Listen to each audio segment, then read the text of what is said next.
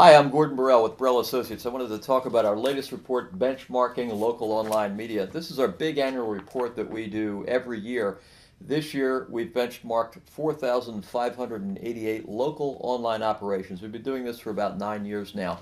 Some really interesting things that we find in this particular survey, looking back on 2010 and what was happening.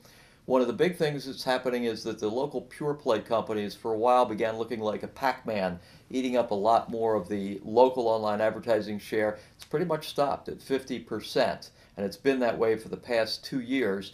What the local pure play companies are doing is they're now teaming up with the legacy media companies, all those newspapers and TV stations and Yellow Pages companies out there, and joining forces where the Silicon Valley guys have all the technology and the local media guys have the feet on the street, the sales force, the local promotional capabilities, and they're forming some really great teams. One of the things that we found in this, for instance, say Media General, which had about $27 million in local online advertising last year, had 10 million of it from its partnership with Yahoo. So we see those partnerships forming.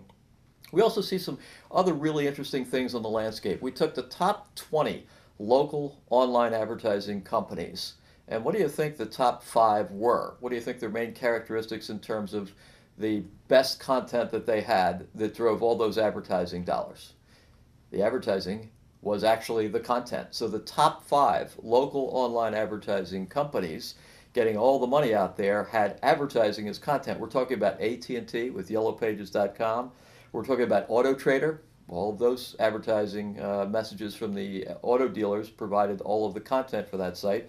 Groupon, again, all advertising.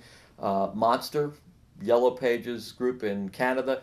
Those top five or six were really all content driven by advertising. Really interesting characteristic.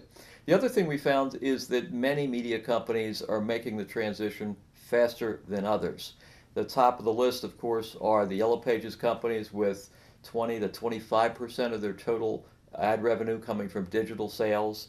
Also up there, the New York Times and the McClatchy Company, two newspaper companies, both with above 20% of their total ad revenue coming from digital sales. And then there's this whole giant canyon between them and the companies that are getting 15, 16, 17, 20% or more of their total ad revenues from digital, and all the other companies that might be getting 1 or 2%.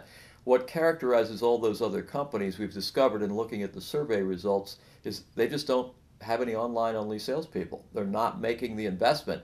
They're still using their traditional legacy media staffs to manage the content, to manage the technology, and to manage the sales, and really haven't made the investment in a new operation. So those are some of the more interesting characteristics of the report. What we do in here is we benchmark separately newspapers, radio stations, television stations with internet operations, pure play companies, and show you how much each of them are making at various levels. It might be market size, it might be for newspapers, say circulation.